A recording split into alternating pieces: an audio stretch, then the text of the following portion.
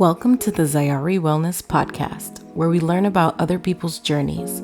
Regardless of age, race, religion, or status, we're all just human and have one thing in common: the ups and downs of life. Join me in welcoming our special guest, Kim, as we explore what it means to be a person of color in the Asian culture. My name is Kimberly.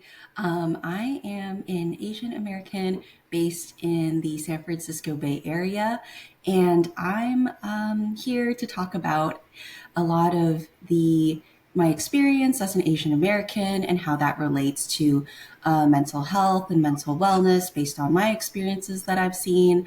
I definitely think that culturally, it's definitely something that I think the younger generation is a lot more open to, right? We have those conversations, but in certain broader perspectives of like intergeneral relationships, we often kind of hit maybe that barrier, or mental wellness is still considered a stigma. So I'm really excited to have this conversation and join this conversation with Jocelyn to kind of open up those doors and discuss a lot more about stigmas and how we can overcome them. Yeah, thank you, Kim, for being here. I just want to welcome you to the Zayari podcast family.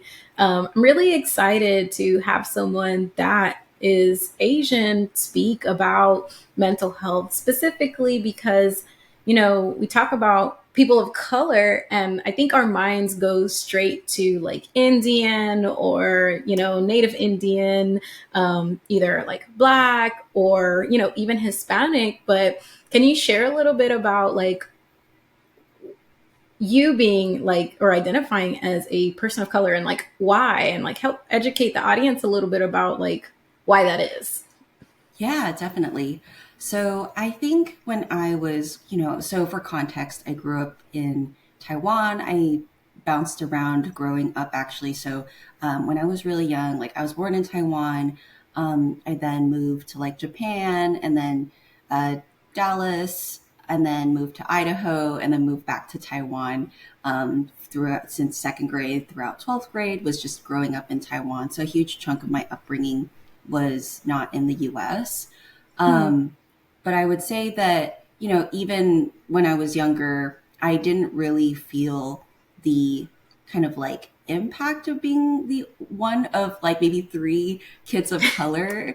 And so even in schools in Dallas and Idaho, I was like, oh yeah, this is, I don't, there isn't anything specific. Sure, maybe there was that one instance where a kid would say, oh, what are you eating? The very traditional Asian American experience. But I think for me, it wasn't a big significant marker in my psyche. Maybe it was just because it was only 1 or 2 years of being in the US.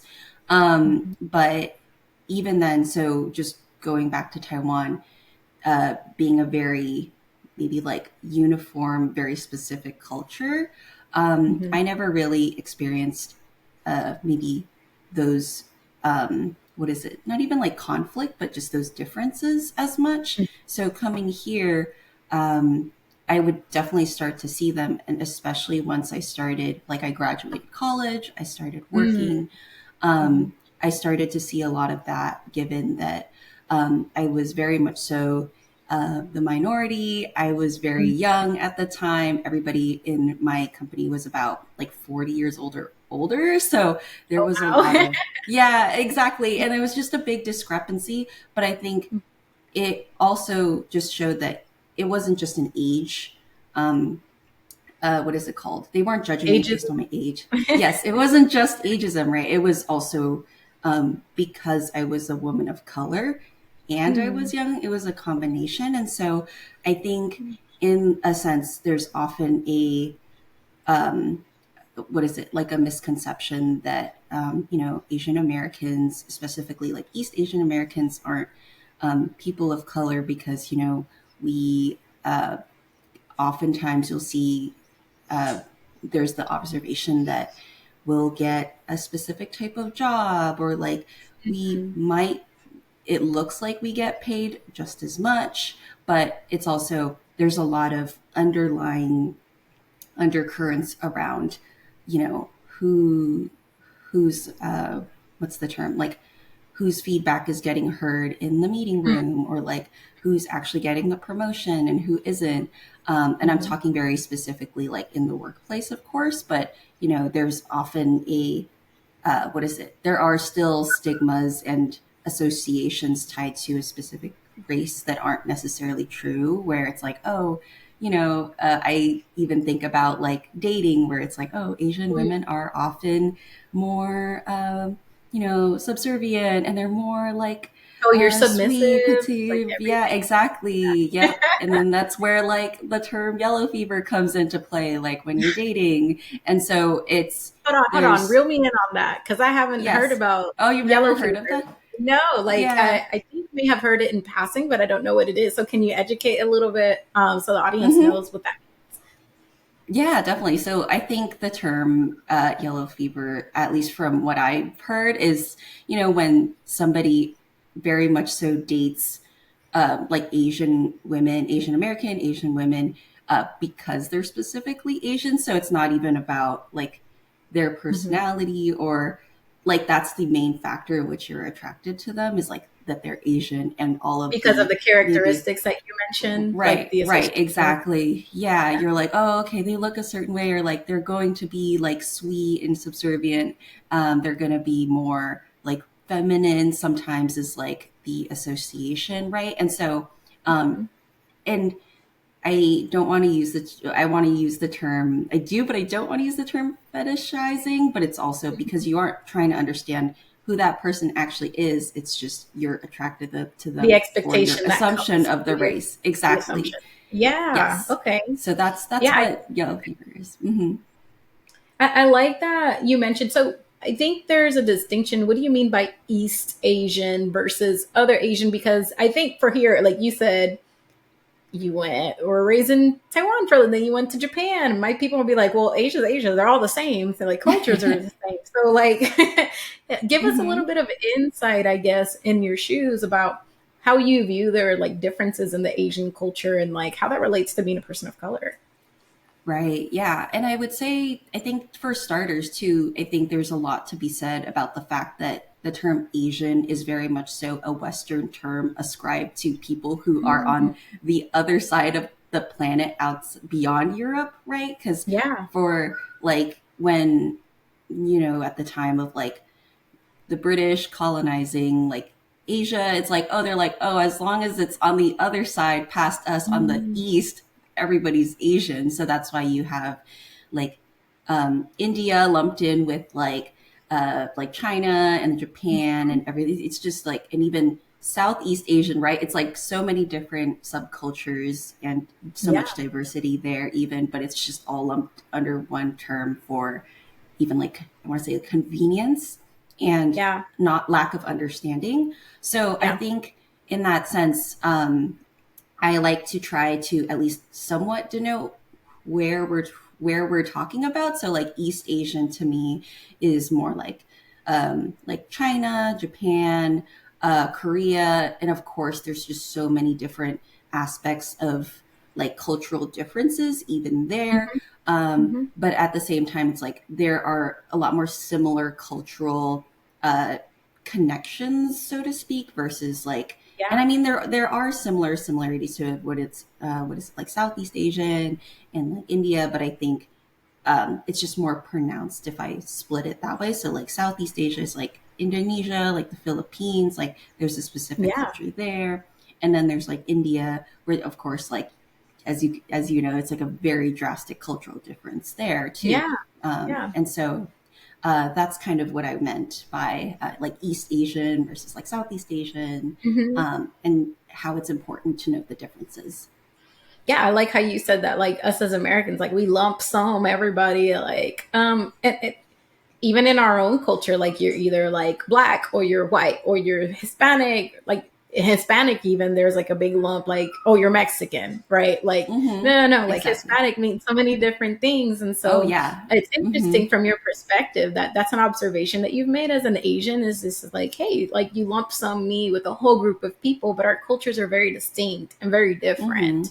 Yes. Um, Mm-hmm. I would like to also like maybe ask you about what your insight is, how people like talk about colorism. And because I know from my understanding in in like Korea and China and then like Japan, like they like complexity, skin complexity is like a big thing. And is that like a Mm-hmm. similar thing as we see in America, where it's just like, hey, you're either black or you're white based on skin complexity versus like where you're from, or your Mm-hmm. ancestry?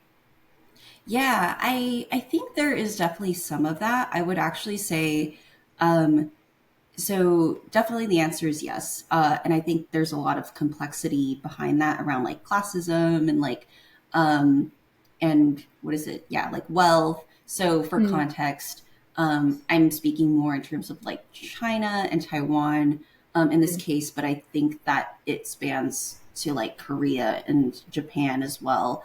Um, but it's the ramification that like the paler your skin is, the higher class you are because you're not mm, out in the fields like in the mm, sun, like getting tanned. You're like at right. home, you're under shelter, you have like an umbrella or whatever. So I think even to this day, the concept of pale skin still Mhm, lingers as like a sign of beauty. And mm, so there's that level of colorism. But I also think that it also comes from, even though we might think that, oh, it's like everybody is of, the same, I don't want to, yeah, like same like race, there's no racism. That's not true, right? Because even within Taiwan, we have like an indigenous aborigines, like different mm, tribes. So for them, they also have, some of them have darker skin. So there's also a sense of like bias or like colorism mm, there that I think Taiwan, at least from what I can tell, is like trying to unravel and change, and are very progressive and like trying to do. But I think that that's often a misconception, right? Like it's like, oh, there's, if, even within your own race, like everybody's cool, mm, right? But it's like, oh no, we actually can perpetuate some of these harmful like beliefs onto like ourselves or others around us. And I think that's mhm, important to note. But yeah, I think even just like minority groups within Asia, or even just like the sense of like privilege that you get and the marker of said privilege, which is your skin color, is definitely like prominent as well. Or at yeah. least there's historical remnants of that for sure. That's interesting because like even in like in America, it's not viewed as a like just a financial thing, right? It's more like the color of my skin defines my competence almost, or like my Mm-hmm. access to Yes. things, or it is maybe tied to money, but I think is deep seated in more of like identity here. Versus over Yeah. there, you mentioned it was like a wealth, like an association with like wealth. And I Mm-hmm. almost like to think about like the effects of like that. It's still the effects of colonization because the people Oh, that did definitely.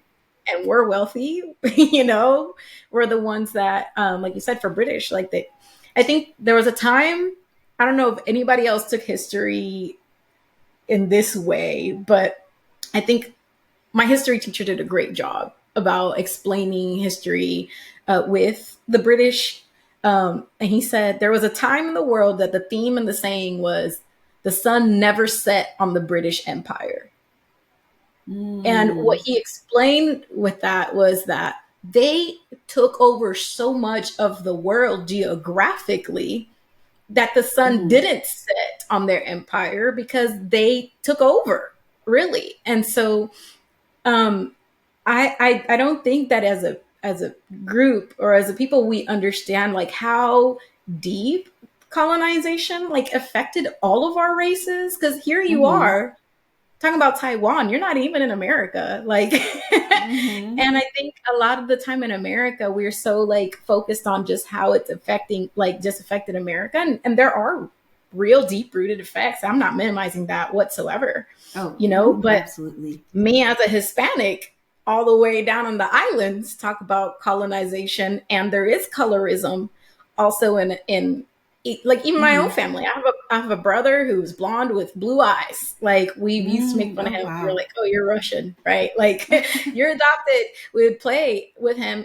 I in my family am like the darker skin complexion with the curly, crazy hair, right? Mm-hmm. Mm-hmm. And I'm not saying my hair is crazy, but um, I'm different, right? And what's funny, and not funny, but where I'm from in Puerto Rico, there's nothing but people, like I'm probably one of the lighter ones, right? But like Mm-hmm. they're very African culture there.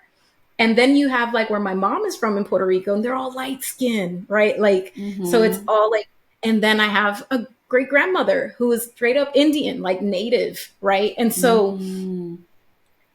I think colonization affected so many different countries where it created this like divide of color being an association with how good you are or Right. how Mm-hmm. competent you are or however, but we don't acknowledge it because we're so limited and focused on how just, oh, it's just our problem in America, when Mm-hmm. we're looking at right here a very global Yes. outreach because the sun Yep. never set on the British Empire, right? And Mm-hmm. so Yeah. that's so Mm-hmm. interesting. I really like and appreciate like how you like gave a little bit of like insight and education, Mm-hmm. because I would have never thought like Asian people also identify as people of color. Like that's not something that Yeah. ever crossed my mind, if I'm completely honest.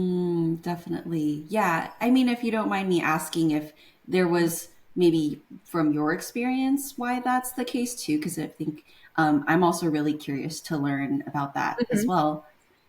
Well, because okay, when do you ever hear about Asians in our history books in America? That's true. I know you grew Mm-hmm. up in Taiwan, but like we only the only thing I knew about the Asian culture and community in America was that they build railroad tracks in California.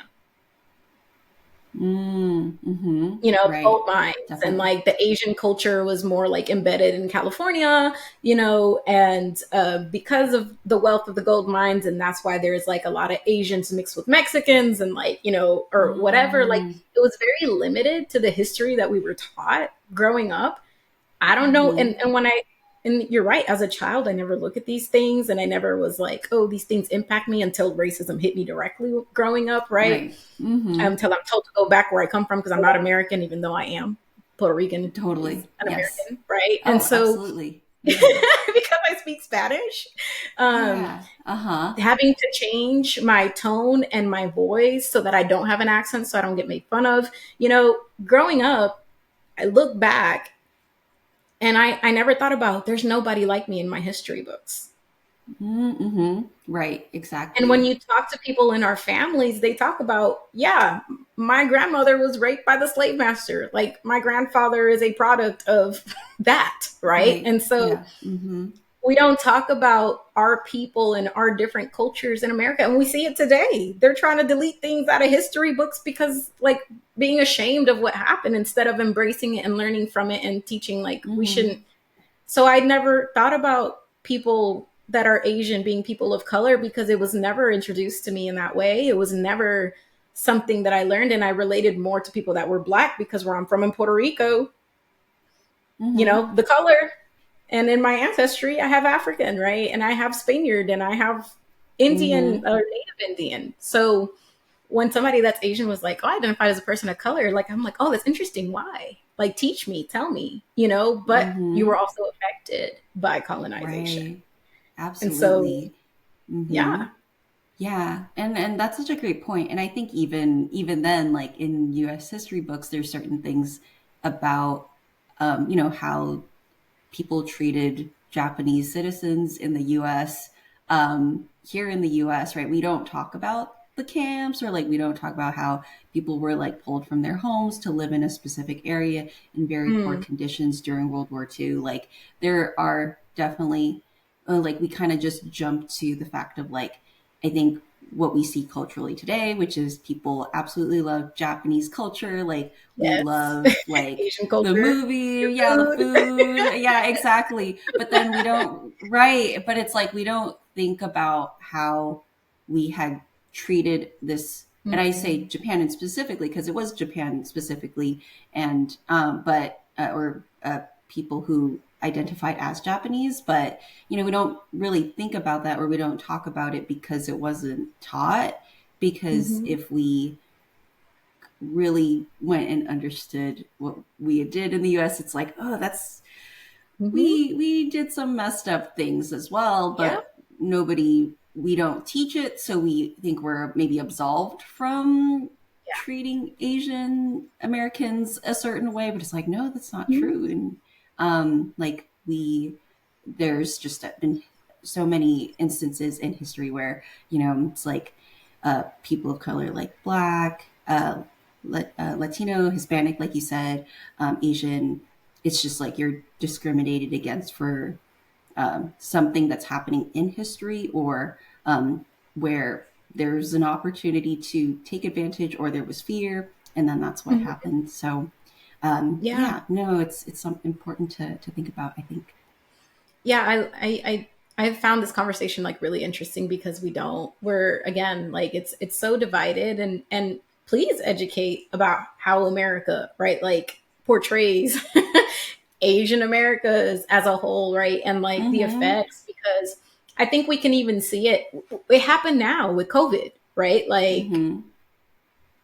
you're the problem. People look at you and they don't think you're Yep. Taiwanese. They're Yeah. probably like, oh, you're the reason the whole world went into whatever Yeah. because the Chinese did Exactly. this, and you have, evident that you're Asian because Yes. of your eyes, right? And Exactly. so like you're Mm-hmm. one of them. And so we saw all of that happening in New York a lot, like people getting beat up in subways, and like people don't talk about these things.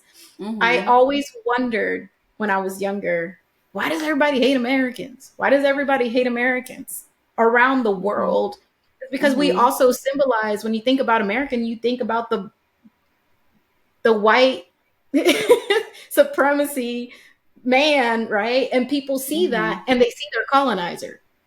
Right. You Mm-hmm. know what I'm saying? They Definitely. see that and it represents the face of somebody who's abused my people, and somebody that who wiped my culture out where I don't even know my tongue. And this is not to like say anything against people that are white, like you're still a human, you're whatever, but like the history has impacted our perception, Mm-hmm. of a group of people, which Right. in part, right, it's not to say that people are heavily practicing this, because I can't say there's a lot of people that I know that are very hateful that are white. This is not a black or minority against a white thing, but it is an acknowledgement that our brains, and this is scientific fact, associate people with things and experiences.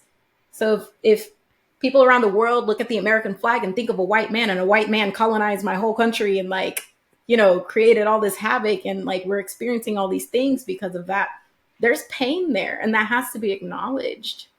And I'm Mm-hmm. starting to now understand why so many people are like, I hate Americans and they're this and they're that. You know what I'm saying? And like, I didn't get it, but I'm starting to like see the big picture, and I'm like, it happened Mm-hmm. everywhere. Mm-hmm. Yeah, definitely. And I think there's I talk about this with friends sometimes who are from the US, and I'll say like, yeah, there's just certain perceptions around kind of like I don't even want to say just not even looking at the issue, right? I think, but I also think because the US is such a big melting pot, there's so many more opportunities for these. I don't even want to say conflicts to happen, but it's true. Like, if you're a person of color and you show up in Taiwan, you're going to get stared at. Like, if, like, I'm actually very dark for a Taiwanese person. So, Mm, and I'm very tall. So most people are like 5'1", 5'2". I'm like closer to 5'6", 5'7". So I'll get looked at like if I'm hanging out with a friend, like somebody will always speak English to me over mm, Chinese. And then I'll be like, wait, I know how to speak Chinese. And they'll be like, oh, you're from here. Oh, okay. Interesting. So I think, um, in some ways, right, it's like the fact that we're here, we see so many different cultures, and also there has been a very specific, I would say, like hierarchy, and that is mm, unfair, that has been established here. So you see a lot of that play out in a mhm. much more vivid way. So Yeah. that's also something to think about, because that affects like even on an individual level mental health, right? Because it's like, oh, is it Mhm, me?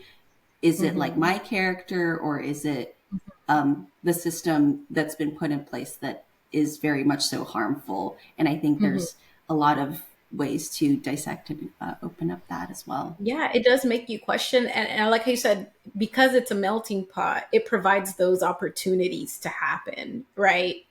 In essence, I think America is the greatest social experiment ever created. I am not Mm, even gonna lie. America, like when you look at the roots of how America was created, like again, I love this history teacher. I had him in high school. It was a dual credit class. Mr. V, if you're out there, like I will never forget you. He's great because the way he taught history, like it was funny and engaging. But I was just like, I never thought about it that way. Um, mm-hmm. like America was basically all the rejects that Europe did not want Yes. that came over Uh-huh. here and bought and brought over slaves and brought over things, so they can help build.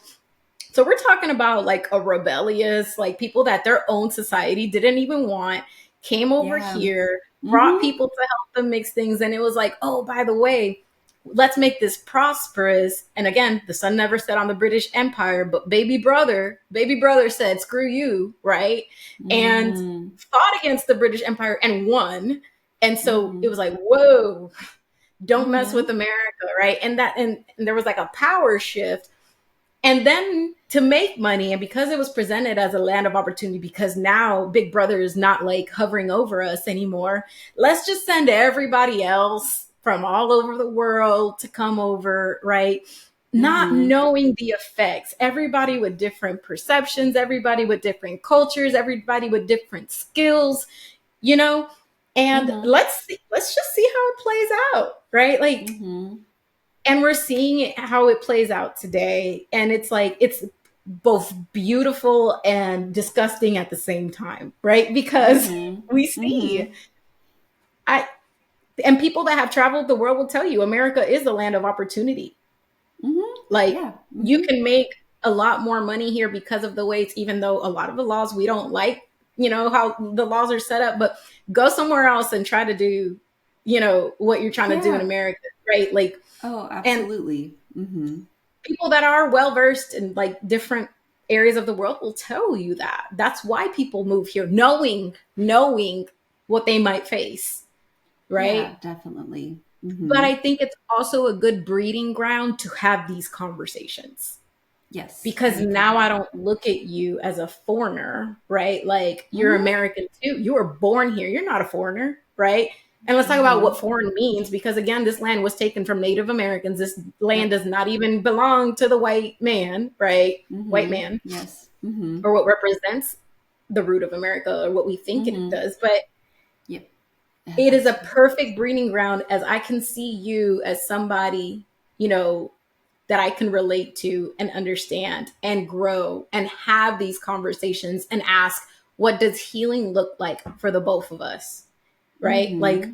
what does working through this, how can we make this better? How can we acknowledge the pain that we cause and consider each other and how we move forward and grow? And I think people want to go straight to the, oh, like, well, I didn't do anything. You shouldn't view me that way. Yeah, but I still know my grandparents and like my great grandparents, or even my parent, depending on how old you are, who went through these atrocities, who went through these difficult things. And my mind automatically Mm-hmm. connects you with something bad and negative. So there is a time to heal, right? And it's Right. a healing is a process, especially when you talk about a collective. Mm-hmm. Mm-hmm. Absolutely. And I think there's also a lot to be said about how everybody needs to kind of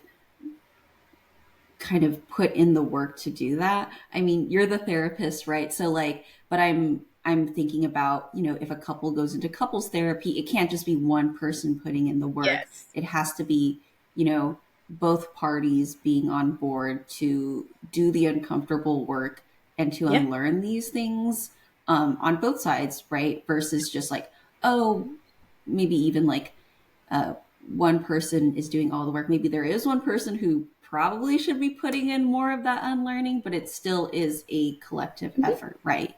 So I Yeah. think that's also important. I love that you mentioned that. And it's so true, because I think sometimes I don't want to throw this out there for my app, I do teach like taking ownership and responsibility, for what you've caused and what you've done on a personal level and on a collective. However, on the other end, there's a difference between being victimized and living in victimhood. Those are Mm-hmm. two very different things. And some people don't want to get out of victimhood because it gives you it gives you benefits, if we're honest. Like if I am living in victimhood, it means that I don't have to do the hard work of healing, which means forgiveness, which means working on the things that like have caused me to stay in this cycle, right? Mm-hmm. Of being victimized, right? Mm-hmm. But there's a difference between also intention and impact. I didn't intend to do this, but the impact really hurts. And I have to deal with that impact Mm-hmm. and the Yes. consequences for that impact. You know what I Mm-hmm. mean? Yes, definitely. And I think even just what you're talking about, like even acknowledging the pain of that can be hard sometimes, right? But then it's also a sense of, oh, if this person harmed me, they should be the one to uh, make the step to heal and grow first. Like, why should I be the Mm-hmm. first one to do that? Mm-hmm. And so I can totally understand where it's like it's hard to that in some ways it's even harder to unlearn that, right? Because you're just like you're Mm-hmm. waiting for the change or like the opportunity to happen, but it It might may never not. happen. Yeah, exactly. So Mm-hmm. yeah, it's really I interesting. love this conversation. Like it's so Me too. like enriching and empowering because like there's two sides, you know, and I think in order to Mm-hmm. heal we have to acknowledge both sides. It can't just be Yes. one-sided, and we have to both accept responsibility. We both have to put in the hard work of what healing looks like and work together to a place where it's not continuing the cycle of dysfunction, because there Mm-hmm. is a fine line, right, between like I want rectification or I want um, what is the word? Restitution, right? Mm-hmm. Restitution means I right a wrong versus Right. retribution, Right. which That's a good requires distinction. like Mm-hmm. vengeance. And I want you to Yes. pay too. And that only perpetuates a continuous cycle of like Mm-hmm. pain and dysfunction. And, you know, healing will not happen that way. If your intention is healing, then Mm-hmm. healing does not include continuously putting the other person in a position of like hurt and pain so you can remember what you Right. did to me and my people, right? Right. Or it could be somebody completely innocent who's experiencing that hurt and pain, right?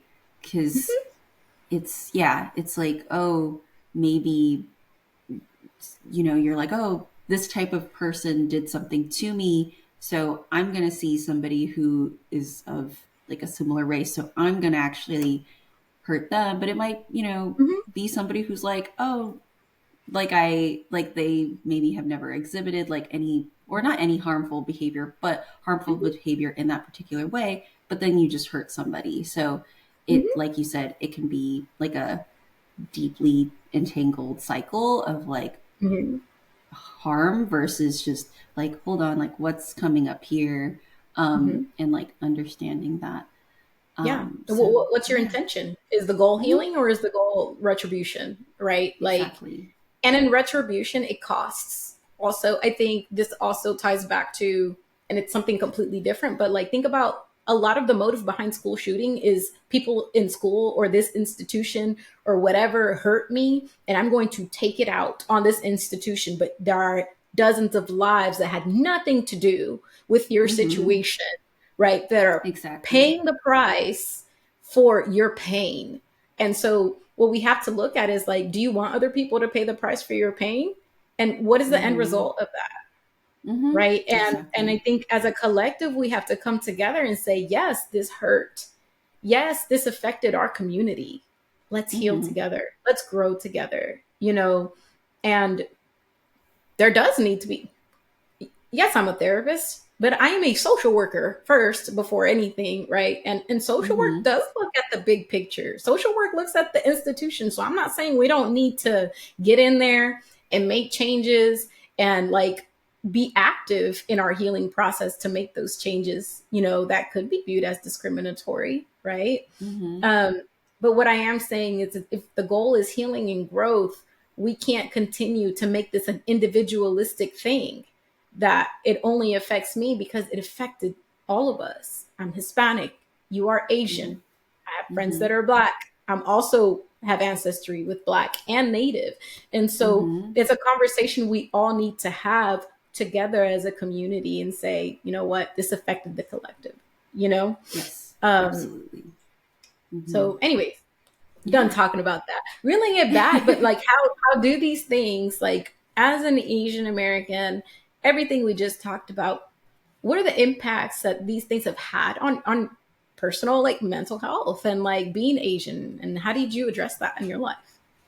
Yeah, I think that's a really interesting question. And I think that what very much so comes to mind is, how we talk about the associations with race don't help anybody really. They're just harmful. But even I think just culturally perpetuated is like, oh, Asians are smart or Asians are Mhm. hardworking, right? But I think, again, I think in some ways, like I'm speaking for like East Asian specifically, but I think, a lot of a lot of Asian cultures um, believe in this. Is just like, yeah, hard work or like education is extremely important. And that comes from, just the way like the education system was set up. For instance, like I'm thinking about just historically in China, right? Like for a really long time, like, oh, education was your way out.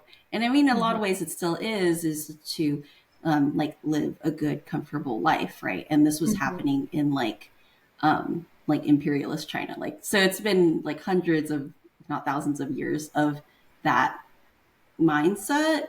And so Mhm. of hard work, of education. So I think even today, people who aren't Asian see that from an external lens and are like, oh, yeah, people are hardworking or people are smart or whatever, good at Mhm. math, right? And I Mhm. think there's often what is it called?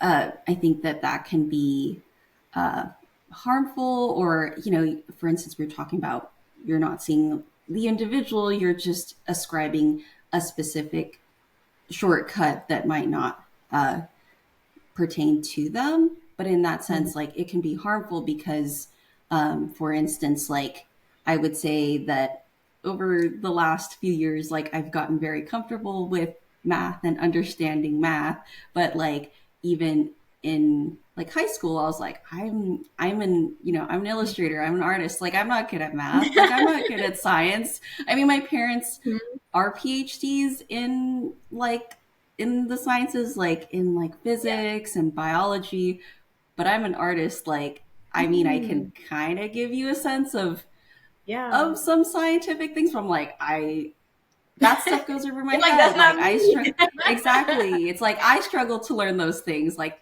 I like Mhm. literature, I liked art, and so I think even then it can be even like harmful to the identity because like even as a culture the culture would perpetuate like, why aren't you good at these things, like, Mhm. or the way people outside of your race or culture would say like, why aren't you good at these things, and that Mhm. becomes a personal point of shame where Mhm. you would say, oh, like, why am I not good at these things when I should be? And it's Yeah. like you don't have to be good at those things, right? And Mhm. so first off, like, there's always opportunities to learn. Like maybe the way you're being taught this specific thing is just not how your brain processes information. So that's something to consider. But it's also like you don't have to be interested in the things people ascribe to you, Yeah. right? And so I think that in that sense, I think that can affect like my it has affected my mental health in the past, and it Mhm. can and has affected people around me where you Mhm.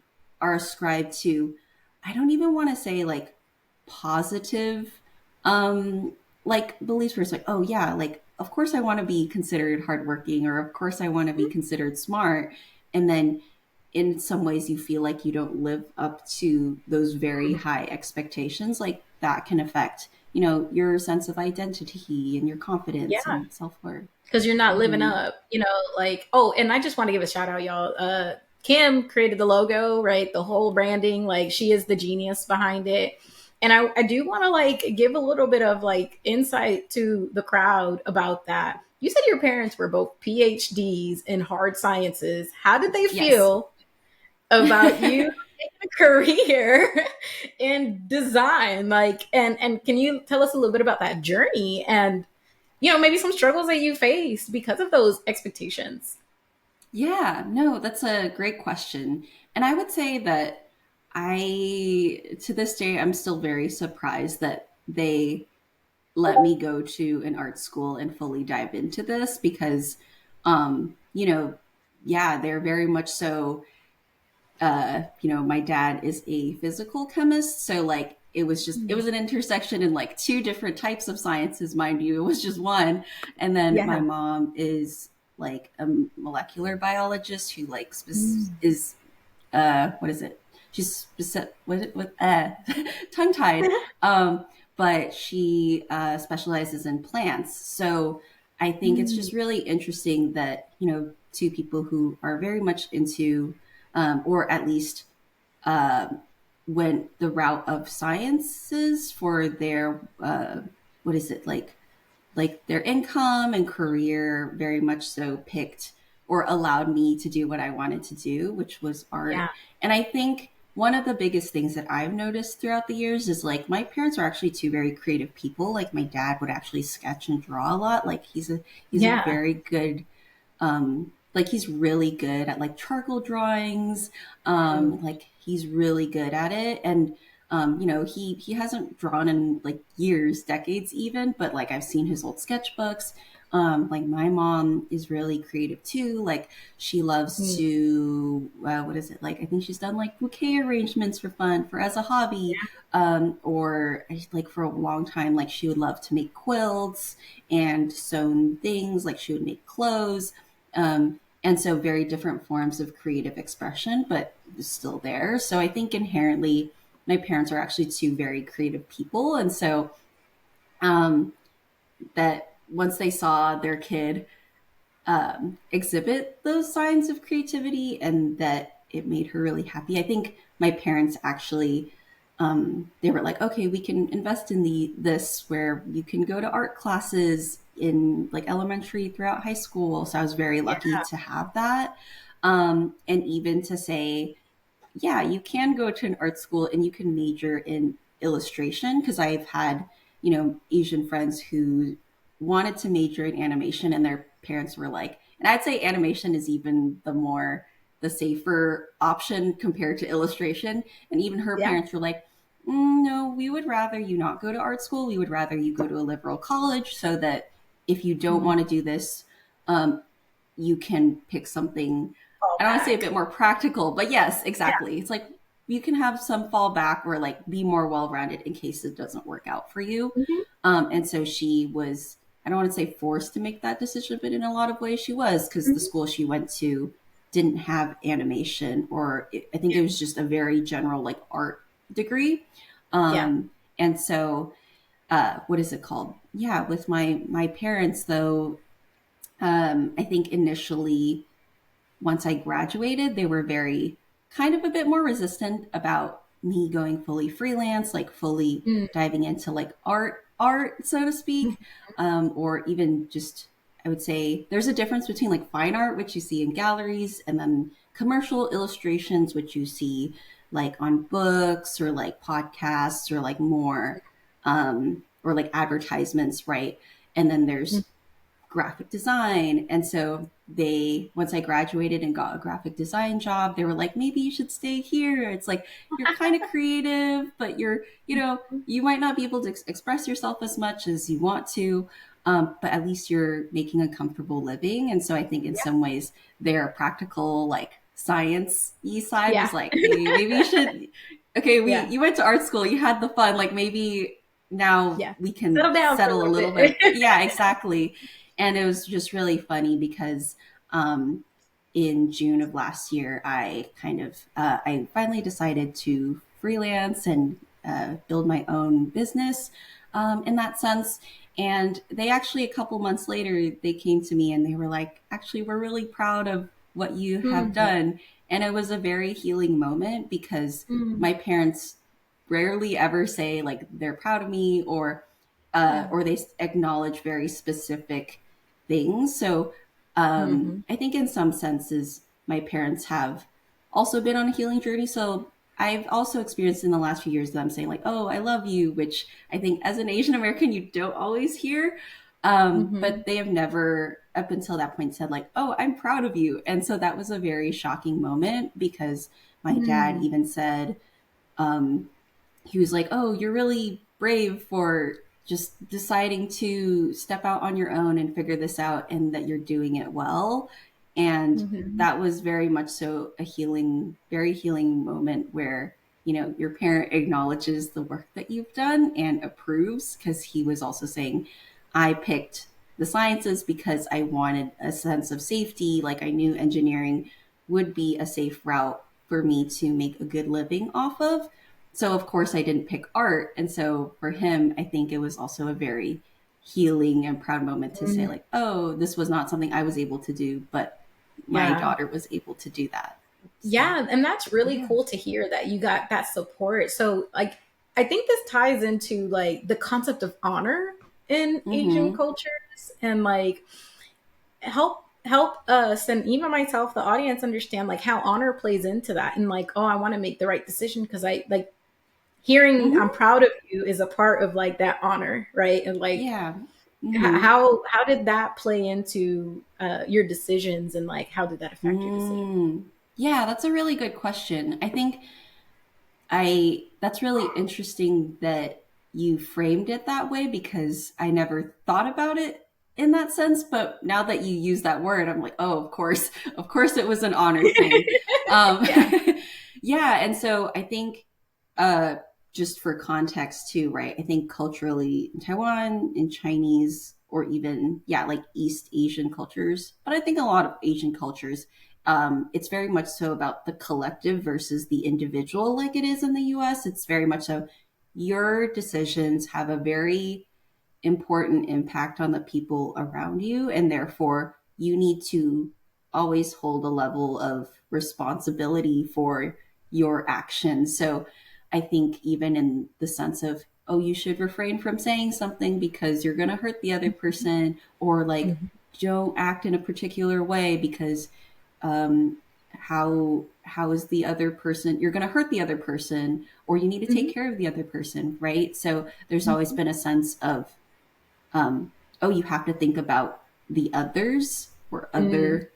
And Mhm. so I think in that sense too, when I had decided to, once I graduated, I didn't pursue illustration right away, right? I was like, oh, I need to, I think for one, it was just a survival aspect of, oh, okay, I need to make an income to take care of myself, right? Yeah. But I think that also stemmed from, oh, I need to do that so that my parents don't have to continue taking care of me, because there's that sense of honor, like you said, of, Mhm. they've done a lot for me, but I also need to be financially independent so that, again, I don't want to use the term burden, but I think that also Yeah. comes up a lot in Asian culture where it's like, I don't want to be a burden to my parents. So Yeah. um, there's a level of, uh, I think, responsibility and honor there, but Mhm. also a sense of responsibility and honor where I'm thinking of, how moms chit chat with each other and they're like, oh, my kid's doing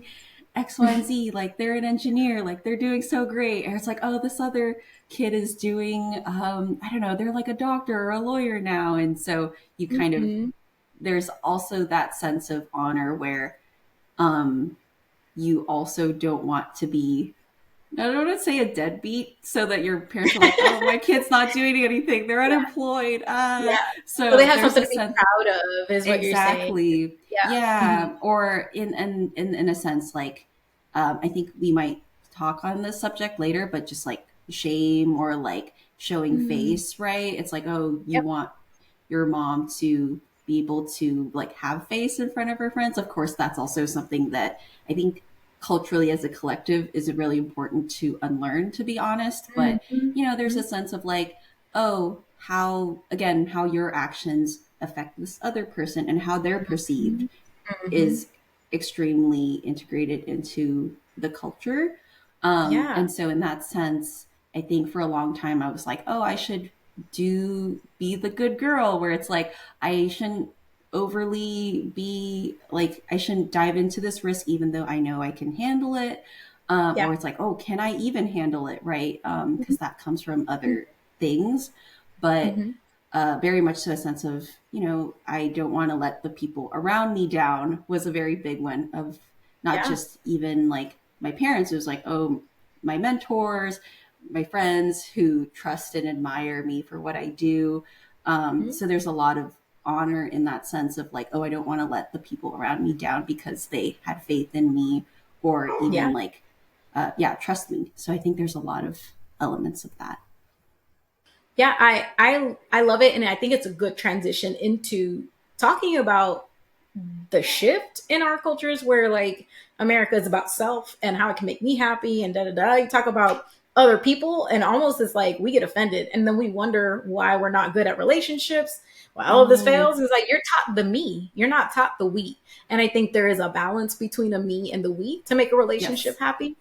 And Hmm. so yeah, let's talk about honor and like the collective. Is it hard as an Asian to say I experience mental health and I have difficulties with depression and anxiety because if I admit that, it means my parents did something wrong or they Mm, did something wrong or it looks like there's something wrong with all of us. So, yeah, help us understand a little bit more about those unique concepts in the Asian yeah. culture, mental health. For sure. I think at least growing up in Taiwan, it was like very much so, very, very, very stigmatized. Like I I wish it weren't the case, but I think when before we would talk about mental health or like depression, or if somebody's just going through something, you immediately kind of create an association around, oh, going to an institution. I think unfortunately that's like the case, or like, oh, this person is going to hurt somebody, or it's just like very dramatic, very, I don't want to say dramatic, but just very sharp images that are associated with mental health. And so that's why, even if you're struggling like a little bit, you're like, ooh, I don't want to talk about it. Or even, again, to that sense of honor in the collective, you're like, oh, I don't want to be a burden to somebody by talking Mhm. about it, or even talking about it for extended periods of time. You're just like, I don't want to make somebody else carry this weight for me. Mhm. Um, and so, therefore, I think a lot of certain things aren't talked about or communicated very well, because it's like a, ooh, I don't want to bother the other person, so Mhm. therefore we shouldn't bring this up, or like, ooh, that that's their thing, they're trying to figure it out, so I don't want to burden them by Mhm. asking them about it. So I think a lot of that has shifted in the last few years, I think. But even then,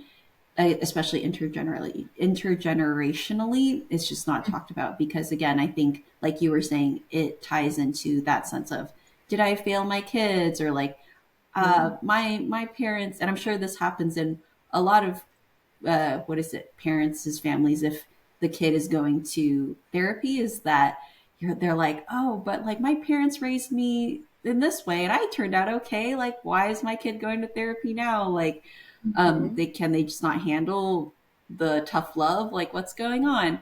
Yeah. Um, so I think there's a lot of, I think, closed doors, or like things that happen behind closed doors. That might not be the best analogy, but I think Mhm. a lot of it is just, ooh, this is not the most comfortable topic. And when I say that, I mean mental health. It's like, ooh, let's sweep this under the rug, or like it's a matter of, I Mhm. think, mental fortitude to overcome versus, hey, maybe this is more like a doctor's appointment for your body, and like you need to Mhm. check in and see like how you're doing. Um, Yeah. but instead, it's like a, almost like a personal feeling. So in that sense of honor, it's like, oh, you want to help the community is very much so ingrained in like Asian culture, but you don't want to impose your like, basically you want to add to the community versus take Yeah. away. And by expressing that you have mental health needs, you're subtracting from the community, I think, is often the Mhm. misconception. Mhm. And that's not fair, right? Like, we all as individuals deserve Mhm. that sense of being seen, being heard, being able to acknowledge. how we're feeling at a specific moment. Yeah, I think there's a big difference between like you have to learn how to separate the me and the we sometimes, right? Hmm. And like Yes. the us is important, but the us can't be well, and you can't contribute as much if the you isn't balanced and Hmm. taken care of too. And so it is a very Yeah. delicate balance. And it not just in Asian cultures, but even in Hispanic cultures, I would think, I have seen it to where, oh, I have problems. I have problems, and then the parents automatically was like, well, I gave you all these things. I did all these Hmm. things, and it's almost they take it personally that you're having a problem. So it makes it hard to speak out, right? Right. Because Hmm. Hispanics are hardworking. It's like I did all these things. We established this life, and like you basically saying that you have all these problems means that I didn't do something right, right? And I think Hmm. that runs in like the Hispanic culture a lot too. Um, Hmm. I like how you said that there is a difference between like, oh, like I'm getting mental health versus like why isn't it just like a doctor's and physical, like tell me a little bit, how do physical health and mental health interconnect in Asian culture, or do they? Do Mm. they even come Yeah. together?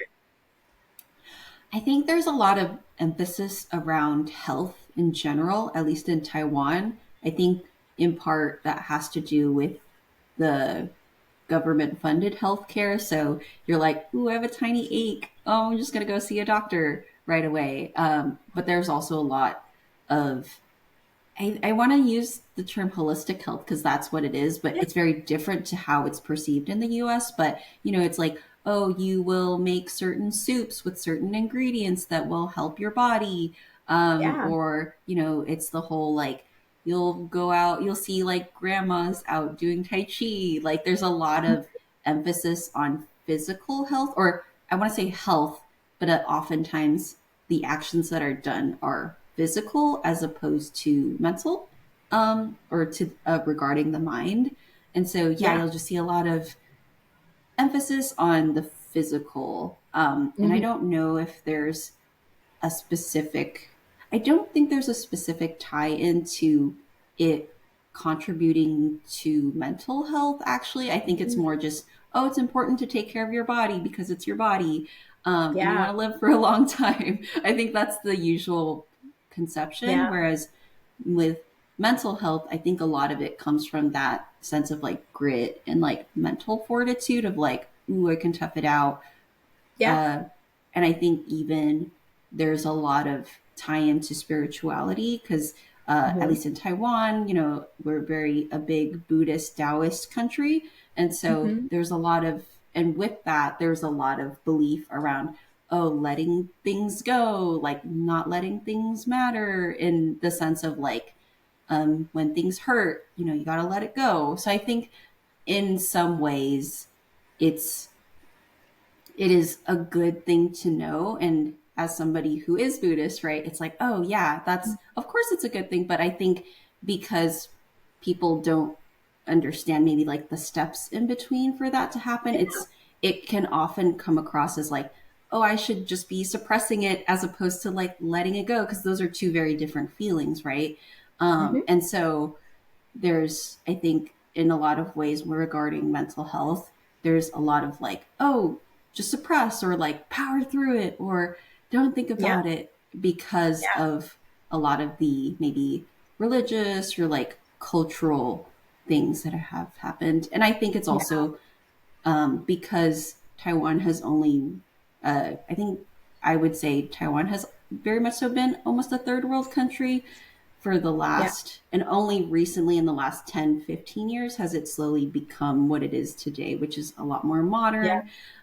Mhm. But I think even then it's just that very traditional mentality of like, things were really hard, so therefore we can't really think about our mental health Yeah, because like who's going to put food on the table if we're sitting in a therapist's office? Like, yeah, I don't ascribe to that belief, but that's the train of thought that would happen, right? It's yeah. like, oh, I need to survive. Like, I don't have Correct. time to think about how I feel about this. Yes. So I think there's been a big shift in that, though, which I think is really good.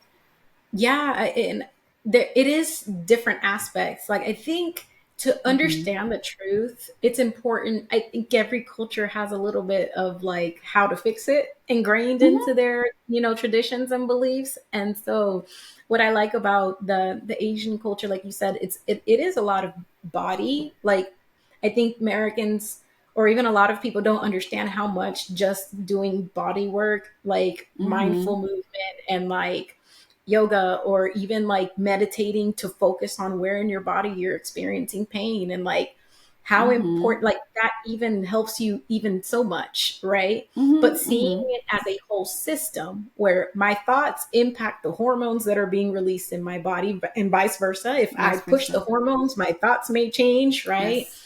And my Mm-hmm. emotions may change. It's all Mm-hmm. an interwoven system. And I think not any one culture has the answer. I think in America we're very cognitive. So everything's all up here, smarts, intellect, Yeah.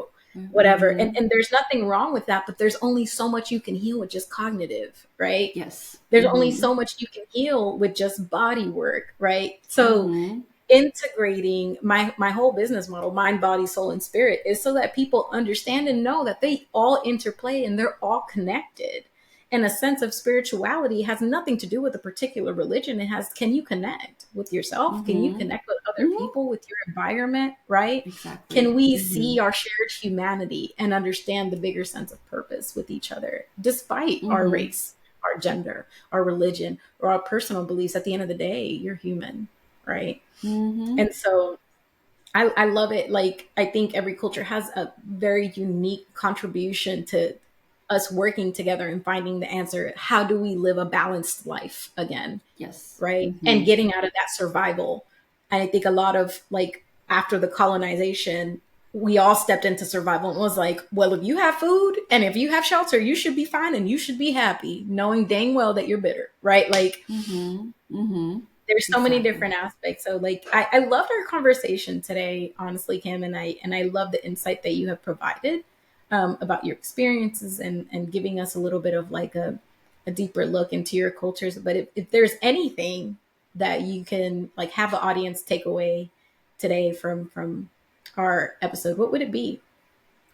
Yeah, I definitely thank you for having this conversation, and I really enjoyed it as well. I don't get to talk about these things very often, and so it was really fun to open that up and analyze and kind of talk about that with you. And it was just really fun experience. I would say maybe one thing that I would like for people to take away from this is um, I think maybe this sounds a little cheesy, but I think really listening to yourself too, right? About what you need versus what you think people outside of you think and want for you, right? To that point of honor, it's like, oh, where is that thought of, oh, I need to take care. Of course, yes, please take care of the people around you, but also it's like oh, is it at a detriment to like you, or is it like it's like, are you giving too much out of your cup? Like, do you need to refill your own cup first? Mhm. It's like that sense of uh, understanding that balance between taking care of others and also taking care of yourself, I think is really important.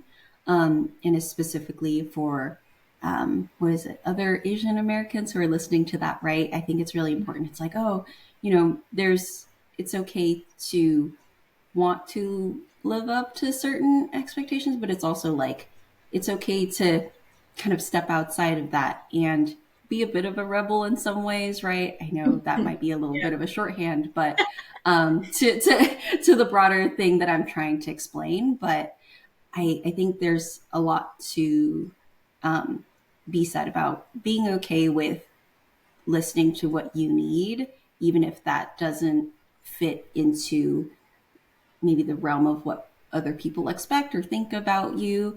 And especially, as long as you're not hurting anybody or harming anybody, like, Mhm. I think that's an important step to take for yourself, and for even like, yeah, for your own well-being, and even for the well-being of others that are around you and that you do want to take care of. So Yeah. Yeah. Yeah. Well, thank you so much, Kim. I really enjoyed our episode and just thank you for taking the time out to be with us today and sharing your space. Yeah. Thank you so much for the opportunity. And I had so much fun. If you like this episode, follow us for more mental health education and humor. Don't just learn about mental health, apply it by playing the game of your life. Create your free account for exclusive access to communities and a wealth of resources.